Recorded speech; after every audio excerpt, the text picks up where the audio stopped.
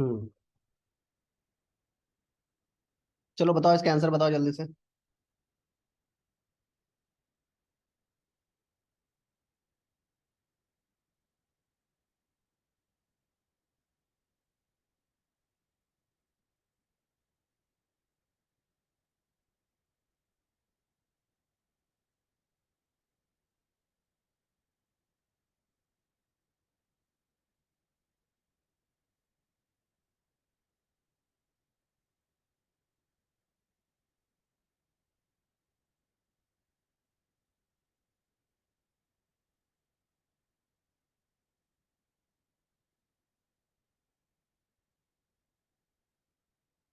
बोलो सानिया।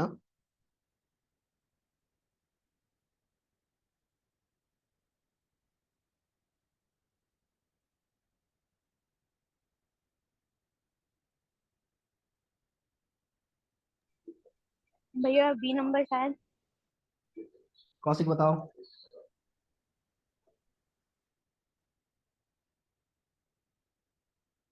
बी। चलो, बोल लिए तुम लोग। अब देखो जल्दी से आ जाओ। देखो तुम लोगों ने बोला तो ठीक ही था, बट यार थोड़ा सा एक गड़बड़ हो गया है। एक्चुअली यहाँ पर ना नेट फ्लक्स का बात हो रहा है, देखो यहाँ पर। देख रहे हो?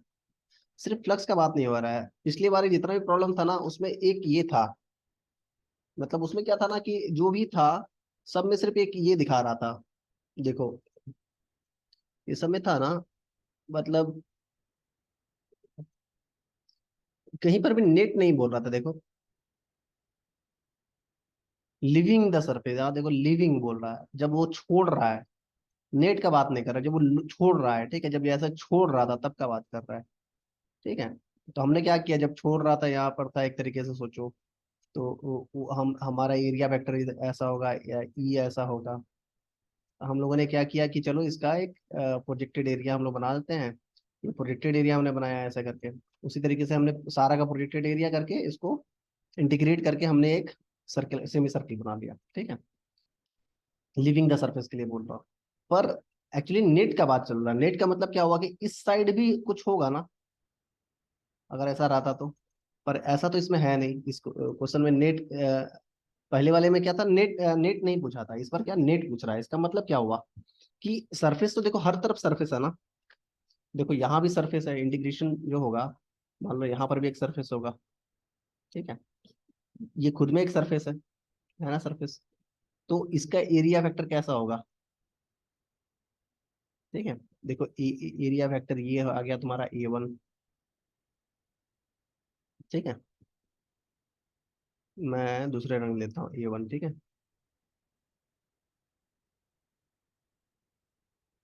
ये हमारा एरिया फैक्टर है।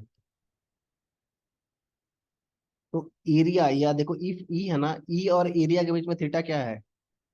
थीटा यहाँ पर 0 डिग्री है। इसमें कोई डाउट है? ई और एरिया वेक्टर के बीच में एंगल यहाँ 0 डिग्री है, इसमें कोई डाउट है, बोलो। समझ रहा हूँ ना, ये वाला एरिया का बात चल रहा है यहाँ पर। क्लियर है, बोलो। ये थीटा का वैल्यू 0 होगा, किसी का डाउट है? सानिया बोलो।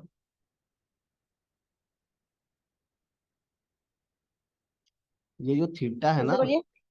थीटा का वैल्यू 0 है। ये कौन सा थीटा है? एंगल बिटवीन एरिया वेक्टर और इलेक्ट्रिक फील्ड। देखो हम लोग यही पढ़े हैं ना बार बार। ये थीटा क्या था, देखो दिखा रहा हूँ। ये कॉस थीटा था ना। ये क्या था, ये थीटा था ना, एरिया वेक्टर और ई के बीच का एंगल, ठीक है। अगर ये एरिया वेक्टर इसी के पैरेलल रहेगा, सपोज इसी का पैरेलल रहेगा, तो थीटा का वैल्यू 0 हो जाएगा यहाँ पर। ये एरिया जो है, ये एरिया देखो इसके पैरेलल नहीं है। क्लियर है, ये थीटा क्या है। तो यहाँ पर देखो, यहाँ पर इलेक्ट्रिक फील्ड देख रहे हो इसी डायरेक्शन में, और एरिया वेक्टर भी इसी डायरेक्शन में है। तो इसलिए थीटा का वैल्यू 0 होगा। बोलो, इसमें कोई डाउट है, कामयाब?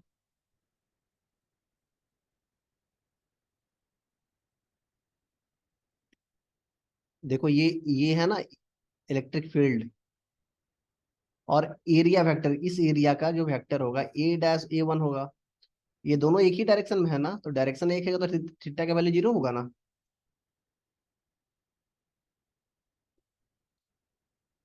कौशिक समझ में आ रहा है? हाँ भैया।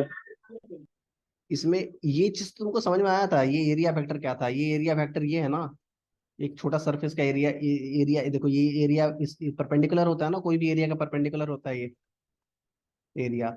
और देखो यहाँ पर इलेक्ट्रिक फील्ड ऐसे है, यही इलेक्ट्रिक फील्ड आगे जा रहा है ना, तो इन दोनों के बीच में थीटा एंगल बन रहा था ना। अगर एरिया हम यहाँ लेते सपोज, यहाँ लेते सपोज, तो यहाँ पर एरिया और ई दोनों पैरेलल ही हो जाता ना, एरिया वेक्टर और ई थीटा, यहाँ पर थीटा का वैल्यू जीरो हो जाता, क्योंकि इलेक्ट्रिक फील्ड और एरिया वेक्टर दोनों एक ही डायरेक्शन में है। समझ में आ रहा है सानिया यहाँ पर?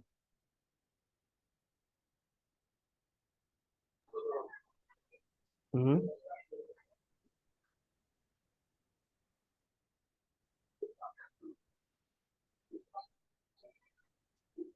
देखो ना, ये एरिया एरिया ये जो हमने लिया है ना, ये एरिया है मान लो, ठीक है? तो यहाँ पर इलेक्ट्रिक फील्ड इधर डायरेक्शन में है, और इस ये क्या है, परपेंडिकुलर ऑफ दिस सरफेस होता है ना हमेशा। तो परपेंडिकुलर होगा तो ऐसे होगा, तो इन दोनों में क्या एंगल, एंगल क्या है, 0 डिग्री है। पर अगर हम ऐसे ना लेकर के यही वाला पॉइंट लेते हैं, सपोज ये वाला पॉइंट लेते हैं, ये वाला पॉइंट को हम अभी दिखा रहे हैं यहाँ पर, ठीक है? तो यहाँ पर एरिया भी इसी डायरेक्शन में है जिस डायरेक्शन में ई है, तो थीटा का वैल्यू यहाँ 0 हो जाएगा ना इस जगह में। बोलो। हम्म। अरे ये तो कोई भी एक एरिया ले रहे हैं, बस फिर इंटीग्रेट कर दे रहे हैं, ये ले चाहे ये लो, कुछ भी ले लो, बस उसको इंटीग्रेट कर दे रहे हैं और कुछ नहीं। देखो ना ये करके इंटीग्रेट करके इतना बड़ा हो गया एरिया। तो वही चीज यहाँ लिखे हैं, और क्या? कहाँ गया? हाँ, देखो एरिया फैक्टर और थीटा जो है, थीटा का वैल्यू 0 होगा यहाँ पर। अच्छा ये बताओ, अगर ये क्लियर हो गया, तो ये भी तो एक सरफेस है ना, नेट का बात चल रहा है ये। तो देखो कितना सारा सरफेस है, एक ये सरफेस है, एक ये सरफेस है, और ये एक लेटेंट वाला भी सरफेस है, 3 सरफेस है यहाँ पर अगर देखो तो तीनों सरफेस से आपको कितना फ्लक्स निकल रहा है निकालना पड़ेगा। तो ये आपका एरिया टू वेक्टर है, ठीक है? देखो प्रीवियस प्रॉब्लम में क्या था, वो लिविंग पूछ रहा था या फिर कमिंग पूछ रहा था, ऐसा था क्वेश्चन में। नेट कहीं पर भी नहीं पूछा था, ठीक है? इसलिए देखो लिविंग पूछ रहा था, तो हमने क्या किया, इस वाले एरिया का पूरा ही लिविंग जो है उसका हमने प्रोजेक्टेड एरिया बना दिया, वो हमारा ये बन गया सेमी सर्कल। पर अगर इसमें भी अगर नेट पूछता ना, तो इधर का भी निकालना पड़ता, इधर का भी निकालना पड़ता, ठीक है? फिर फाई 1 इधर निकलता, फाई 2 इधर निकलता, दोनों को सम करना पड़ता। वही हम करने वाले हैं, देखो यहाँ पर। इसको समझो अच्छे से, कोई दिक्कत नहीं है, हो जाएगा। अच्छा ये बताओ, कौशिक बताओ कि एरिया टू में एंगल कितना है, ये बताओ। थीटा यहाँ पर, थीटा जैसे 0 है, यहाँ पर थीटा कितना होगा बोलो?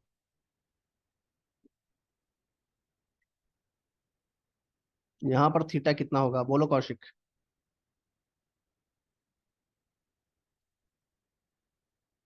भैया कहाँ पे थीटा कितना होगा? इस वाले एरिया वेक्टर का, इस वाले जो एरिया वेक्टर है ना, E2 जो बन रहा है, जैसे हमने E1 के लिए थीटा का वैल्यू 0 लिखा, ठीक है, इलेक्ट्रिक फील्ड के साथ। E2 के वन लिए एट्टी 180। हाँ 180 हो जाएगा। देखो सानिया समझ में आया बोलो? देखो ये इस साइड जा रहा है, एरिया वेक्टर इस साइड है, तो एंगल 180 बन जा रहा ना। जैसे मान लो ये ई है, और ये एरिया वेक्टर है, तो ये एंगल कितना बन जा रहा है? 180 बन जा रहा है। सानिया समझ में आया बोलो? हाँ भैया। चलो, अब देखो जैसे पहले किए तो वैसे ही करना है। पहले फाई 1 निकालेंगे। तुम जो फाई 1 निकाली बोली थी ना, ये वाला बी बोलिए, वो तुम एक्चुअली फाई 1 इसके लिए बोल दी थी तुम, इस वाले सरफेस के लिए बोल दी थी। पर रियल में सरफेस ये सरफेस है, दूसरा सरफेस ये है, क्योंकि नेट पूछ रहा है, आप समझे? और तीसरा एक और भी सरफेस है, ये वाला पूरा सरफेस जो है पूरा सरफेस जो ये है ना, ये भी तो एक सरफेस है ना, तीसरा सरफेस जो साइड में है। तो हम लोग क्या करेंगे, तीसरा सरफेस ऐसे ले लेंगे, तो इसका एरिया वेक्टर कैसा हो जाएगा? एरिया वेक्टर तो हमेशा परपेंडिकुलर होता है सरफेस से, होता है ना? तो ये एरिया वेक्टर 3 हो जाएगा यहाँ पर, ठीक है? अब यहाँ क्या है, थीटा बताओ, कौन बताएगा, जल्दी से बता दो थीटा। इलेक्ट्रिक फील्ड के साथ थीटा कितना है यहाँ पर बोलो?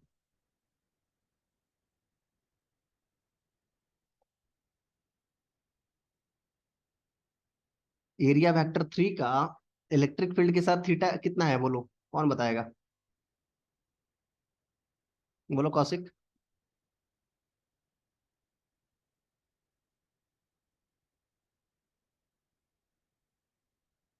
क्या बोले भैया?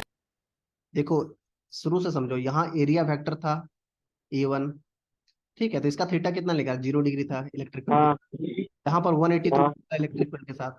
ये भी तो एक सरफेस है, तो मैंने क्या किया, यहाँ पर एक सरफेस बना दिया छोटा सा, और उसको पूरे के लिए इंटीग्रेट कर देंगे, 90 डिग्री। तो ये एंगल इलेक्ट्रिक फील्ड के साथ कितना है, 90 डिग्री बन रहा है। बोलो सानिया समझ में आया ये वाला बात?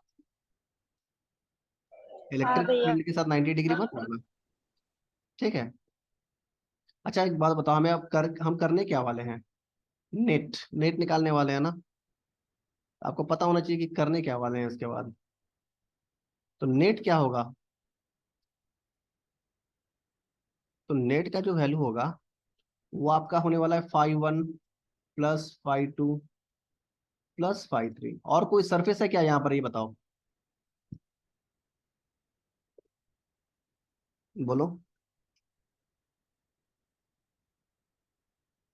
बोलो सानिया बताओ, और कोई सरफेस है, तीन ही तो सरफेस है ना, एक ये वाला पूरा जो होगा लेटेंट वाला जिसको बोलते हैं, एक ये सरफेस है, एक ये सरफेस है, तीन ही तो सरफेस होता है ना एक सिलेंडर में, तीन ही सरफेस होता है।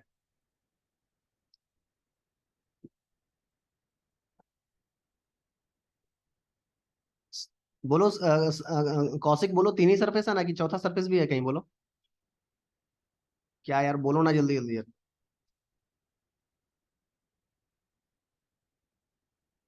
कौशिक हाँ भैया। बोलो ना यार, तीन ही सरफेस होता है ना, एक सिलेंडर में तीन ही सरफेस होता है ना, इसमें क्या, बोलो ना जल्दी से। एक ये सरफेस होता है, एक ये सरफेस होता है, एक ये, इसमें कोई और चौथा सरफेस होता है क्या, बोलो। नहीं तो बोलो ना, इतना जल्दी देर क्यों लगा रही हो यार, आगे बढ़ेंगे ना जल्दी से। देखो फाई 1 फाई 2 भैया, बोले तो। अच्छा ठीक है, चलो कोई बात नहीं, चलो फाई 1 निकालते हैं पहले। एक्चुअली क्या हो ना, मुझे लगने लगता है कि तुम्हें समझ में आ रहा है कि नहीं आ रहा है, फिर मुझे रिपीट करना पड़ेगा ना फिर से, इसलिए। चलो फाई 1 देखो, पहले फाई 1 निकालते हैं पहले, ठीक है। तो फाई 1 क्या होता है, बोलो। ई होता है, और एरिया, ई और एरिया होता है ना, A1 होता है ना, यही होता है ना, बोलो। डॉट के टर्म में पढ़े हम अगर, हाँ ठीक है, हाँ। तो यहाँ पर क्या हो जाएगा, ई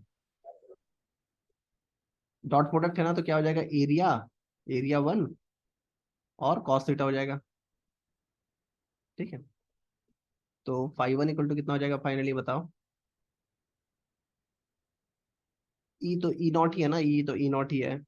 एरिया कितना, पाई r² है ना, एरिया कितना है, ये पाई r² है, पाई r²। और कॉस थीटा कितना है, 0 है, कॉस 0 है ना, कॉस 0 का वैल्यू 1 होता है, तो फाई 1 का वैल्यू कितना हो गया, E0 पाई r²। ये क्वेश्चन नंबर 1 हो गया। कोई डाउट है इसमें, बताओ। नहीं। चलो इसी तरीके से फाई 2 निकालते हैं। ई E2 हो जाएगा, ठीक है। कॉस थीटा हो जाएगा, यहाँ पर डायरेक्ट मैं ये स्टेप लिख रहा हूँ, ठीक है। cos 180 डिग्री लिख रहा हूँ यहाँ पर। E0 ये हो जाएगा, और E2 तो यही हो जाएगा, पाई r² कॉस 180 डिग्री, ठीक है। ये दिख रहा है तुम लोग को साइड में, नहीं दिख रहा क्या? दिख रहा है। अच्छा दिख रहा था तो कोई बात नहीं। चलो phi 2 equal to E0, area कितना है, पाई r²,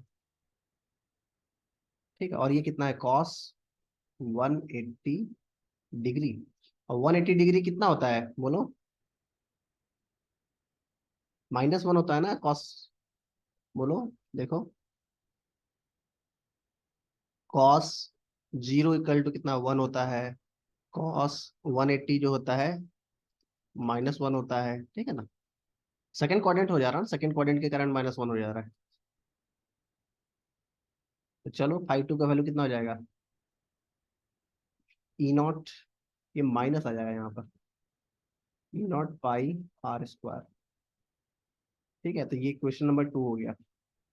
और इक्वेशन नंबर 3 डायरेक्ट मैं लिख रहा हूँ यहाँ पर। कॉस, ये बताओ φ3 जो होगा वो जीरो होगा, ये बताओ, डायरेक्ट बताओ, क्योंकि cos 90 डिग्री क्या होता है, जीरो होता है ना।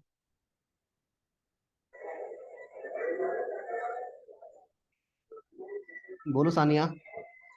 देखो यहाँ पर हाँ कॉस हाँ कॉस यहाँ पर cos 90 डिग्री आ जाएगा ना इसके लिए।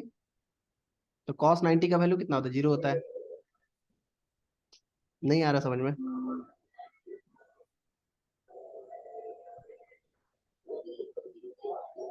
चलो मैं यहाँ लिखता हूँ, ठीक है। φ3 E0, ठीक है, एरिया एरिया रहने दो अभी तुम, एरिया 3। ये देखो cos 90 डिग्री हो गया ना, और वो तो जीरो होता है, तो φ3 जीरो हो गया।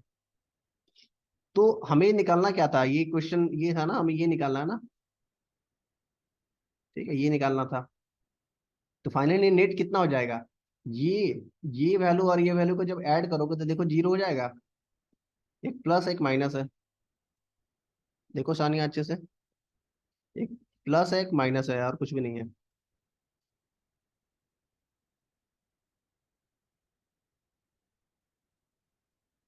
बोलो, ई नेट कितना हो जाएगा, फाई नेट का वैल्यू जीरो हो जाएगा। बोलो, हाँ भैया। कौशिक समझ में आया, बोलो। तो हाँ आंसर डी इज राइट ना।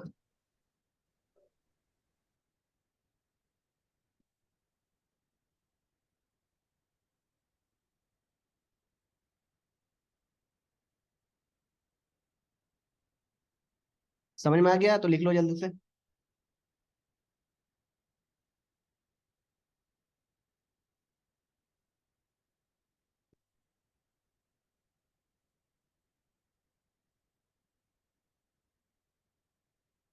अगर समझ में आ गया तो एक चीज और तुम्हें समझ में आ गया होगा कि जब भी नेट होगा तब जीरो होगा क्या, ये किसको समझ में आ रहा है ये बात। जब भी क्लोज सरफेस के लिए, क्लोज सरफेस ऐसा रहेगा और जब भी नेट पूछा जाएगा तो प्लस माइनस होके जीरो ही हो जाने वाला है, ऐसा समझ में आ रहा है किसी को, ये बताओ। चलो कोई बात नहीं, अब और फर्दर क्वेश्चन बनाएंगे तो समझ में आएगा तुम्हें और।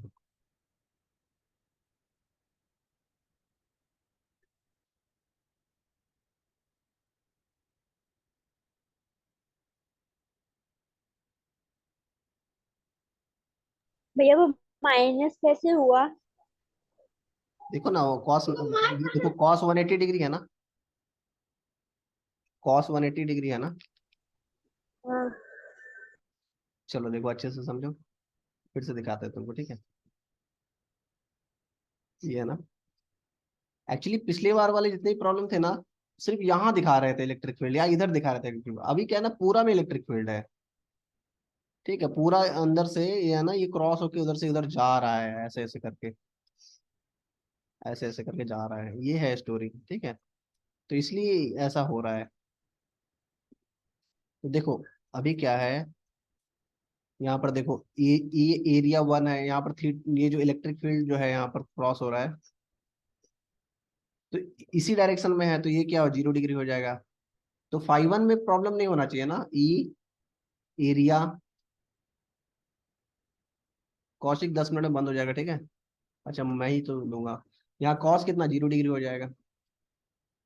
तो ये फाइनली क्या है, φ1 = ई, और एरिया 1 हो जाएगा, ठीक है। ई क्या है, E0 है। यहाँ देखो कॉस थीटा यहाँ पॉजिटिव होता है ना, कॉस थीटा जो होता है पॉजिटिव होता है, यहाँ पर कॉस थीटा नेगेटिव होता है। देखो यहाँ पर जब नेगेटिव होगा, यहाँ पर 0 डिग्री, तो यहाँ पर जब जाएगा 180 डिग्री जब होगा, तो कॉस थीटा फिर से क्या होगा, नेगेटिव नेगेटिव आएगा ना, जो भी आएगा नेगेटिव आएगा। तो इसीलिए जब φ2 निकाल रहे थे, देखो जब φ2 निकाल रहे थे, ये क्या है, ये A2 है। तो यहाँ पर देखो फाई टू जब निकाल रहा है तो ई, और कितना है एरिया, टू है, और कॉस 180 डिग्री है, तो ई नॉट, तो ये माइनस हो जाएगा ना, एरिया -1 हो जाएगा ना। वही तो मैंने लिखा हूँ, -E0 एरिया टू, ये फाई टू है गया। ठीक है, अब तीसरा वाला तो अच्छा। लिखने की जरूरत ही नहीं है, ये तो 90 डिग्री, फाई यहाँ फाई थ्री जो होगा वो तो जीरो जीरो हो जाएगा, इसको कोई दिक्कत ही नहीं है। तो फाइनली जो नेट निकलेगा, phi 1 plus phi 2 plus phi 3 equal to, देखो ये टर्म और ये टर्म दोनों इक्वल है ना। देखो एरिया 1 एरिया 2, बट एरिया तो कॉमन ही है ना दोनों में, पाई r² ही तो है ना दोनों में। ये क्या लिखोगी, इसलिए मैं वाले पाई r² लिख दिया था मैं। यहाँ भी देखो क्या लिखोगी, -E0 पाई r²। देखो कट जाएगा ना दोनों, ये और ये, फाइनल ये जीरो आ जाएगा, फाई 3 तो जीरो है। समझ में आया सानिया? हाँ भैया। चलो, बहुत मुश्किल से समझ में आया। चलो सेम क्वेश्चन, चलो ऐसा ही सेम उस तरह का क्वेश्चन है, जल्दी बताओ इसका आंसर क्या होगा। पहले वाला लिखे ही नहीं। अच्छा चलो देखो जल्दी से।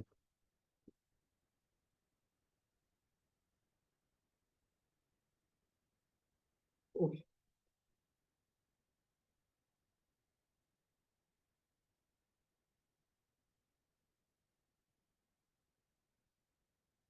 पता है टाइम से नहीं आते हो ना तो ये पढ़ाने का मजा खत्म हो जाता है, पता है। और ये मैं पढ़ा रहा हूँ बस ऐसे पढ़ा रहा हूँ, उस टाइम वाला एक अलग ही ये रहता है। मतलब ऐसा फील होता है कि तुम लोग मतलब ये हो यार, इतना मतलब केयरलेस टाइप का फील दिख रहा है मुझे तुम लोगों में। सानिया टाइम पर आती है मैं देखता हूँ, सानिया टाइम पर आती है, आनंदिता भी टाइम पर आती थी। बट कौशिक तुम्हें बहुत मैं देखता हूँ, बहुत बहुत तुम देर से आते हो हमेशा, मैं देखता हूँ। थोड़ा सा ये करो, समझो चीज को, अभी 12th का शुरुआत है। जैसे तुम्हारा, सुन रहे हो कौशिक, तुम्हारा टीचर, मान लो तुम कहीं ट्यूशन पढ़ते हो, ठीक है, तो उसको तुरंत बोलो, ठीक है सर मेरा क्लास शुरू होने वाला है वहां पर, नेक्स्ट क्लास, तो मुझे निकलना है बस। वो भी अपना समझेगा, हाँ भाई बच्चे क्लास करते हैं तो हमको निकलना है वहां से, सिंपल सा चीज है। एक्चुअली कभी कभी होना तो कोई दिक्कत नहीं है, मैं मतलब मैं उतना केयर नहीं करता हूँ, कभी कभी सभी का हो जाता है, मेरा खुद ही हो जाता है। पर ज्यादा हो रहा मैं देख रहा हूँ यार, काफी। भैया वो सुन भी रहा। नहीं सुन रहा ना, बंद कर दिया होगा वो।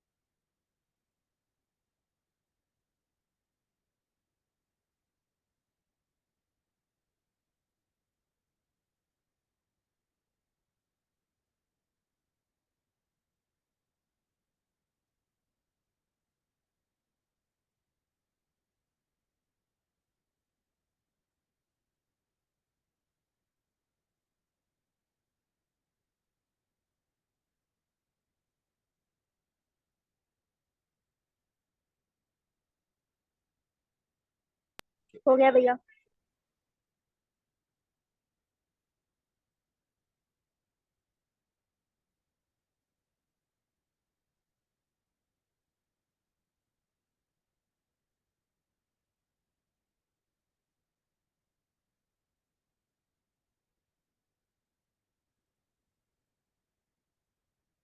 चलो आगे बढ़ते हैं, इस प्रॉब्लम को बनाओ।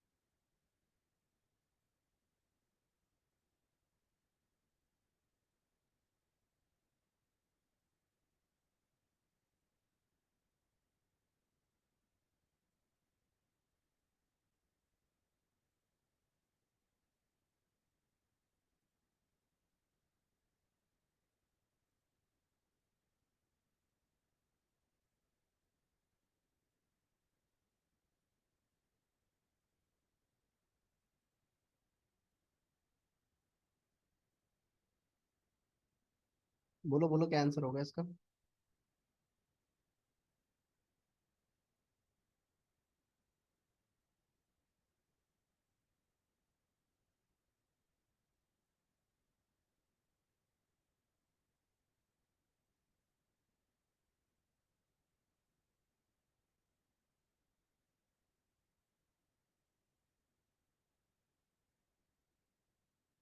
एक्चुअली क्या है ना, मैं थोड़ा सा क्यों गुस्सा हो जाता हूँ ना, क्योंकि मैं अपने टाइम में क्या था ना, मैं बहुत सीरियस था यार, बहुत बहुत सीरियस था मैं। कौशिक, पता नहीं सुन रहे हो कि नहीं तुम। मैं अपने टाइम में, जब मैं 12 दिया था, मैं मेरा AI ट्रिपल ई निकला था उस टाइम में, मुझे एनआईटी में मेरा सिलेक्शन हुआ था। तो मुझे क्या था कि मैं बहुत सीरियस रहता था, मतलब पढ़ाई वढ़ाई के लिए। ट्यूशन कोचिंग, मुझे अच्छा ट्यूशन तो मिला ही नहीं, मैं भी दुर्गापुर में तुम लोग जैसा भटक रहा था वहां पर फिर भी मैं काफी सीरियस रहता था, मैं देखता हूँ। तुम लोग थोड़ा कैजुअल हो, मुझे ऐसा लगता है। अभी एकदम ऐसा मत करो, 12th बहुत ज्यादा इंपॉर्टेंट होता है कौशिक, बात मानो, ठीक है? मतलब सिर्फ मेरा सब्जेक्ट का बात नहीं कर रहा हूँ, जो भी सब्जेक्ट तुम पढ़ रहे हो एकदम बहुत अच्छे से मेहनत करो सारे सब्जेक्ट में। 12th का मार्क्स देखते हैं, हर जगह पूछता है, याद रखना तुम लोग, समझे?